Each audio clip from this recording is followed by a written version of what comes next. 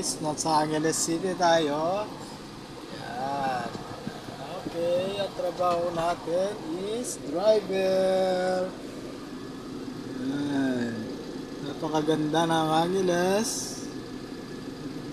May init, pero yan. So, nandito tayo sa Marisol. Yan.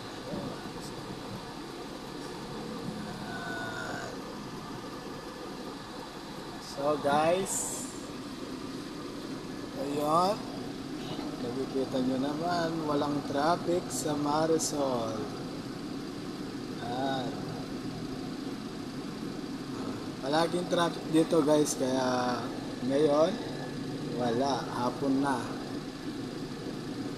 So mamaya pang 5, yung traffic.